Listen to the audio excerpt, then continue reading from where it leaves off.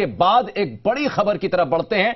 10% आर्थिक आरक्षण बिल को सुप्रीम कोर्ट में चुनौती दे दी गई है। यूथ फॉर इक्वेलिटी नाम की एक संस्था है जिसने जनहित याचिका लगा दी है और आपको बता दें कि संगठन के डॉक्टर कौशल मिश्रा ने यह याचिका लगाई है।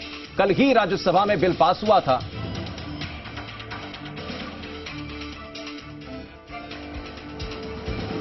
और अब राष्ट्रपति के हस्ताक्षरित करने के लिए, राष्ट्रपति की मंजूरी के लिए यह बिल आगे प्रोसीड हुआ है। निश्चित रूप से राष्ट्रपति के हस्ताक्षर के बाद कानून की शक्ल ले लेगा सवर्णों को 10% आरक्षण का यह बिल। लेकिन अब इसको लेकर आप देखिए कि कैसे मामला कानूनी लड़ाई के दरमियान दिखाई पड़ रहा है।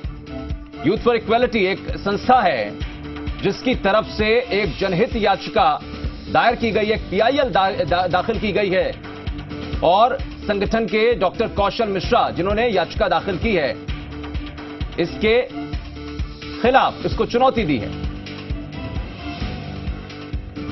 और हमारे साथ सहयोगी सुमित जुड़ गए फोन लाइन पर। सुमित, डॉक्टर कौशल मिश्रा की तरफ से जो याचिका लगाई गई, जो पीआईएल दाखिल की गई, उसमें क्या पॉइंट्स रखे गए हैं, किस आधार पर चुनौती दी गई है?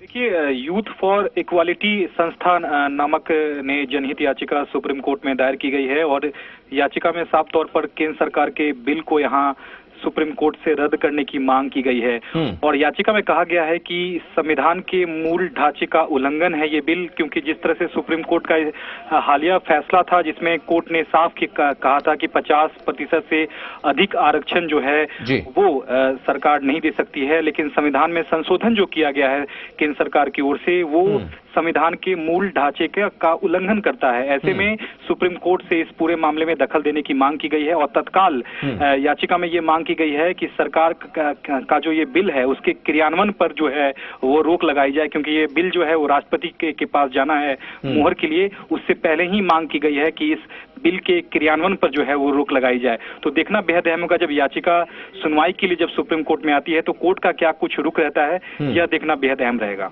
चलिए, शुक्रिया आपका सुमित इस तमाम जानकारी के लिए। निश्चित रूप से कल ही राज्यसभा में बिल पास हुआ था, राष्ट्रपति के पास मंजूरी के लिए गया है, हस्ताक्षर होने हैं, कानून की शक्ल लेनी है, लेकिन उससे पहले सुप्रीम कोर्ट में एक पीआईएल दाखिल की जाती है यूथ फॉर इक्वेलिटी संगठन के अध्यक्ष की तरफ से और इसको चुनौती दी जाती है कि आखिर ये संवैधानिक रूप से कैसे संभव है, जब पहले ही अदालत इस मामले को लेकर या ऐसे मामलों को लेकर अपना फैसला पहले सुनाती रही है।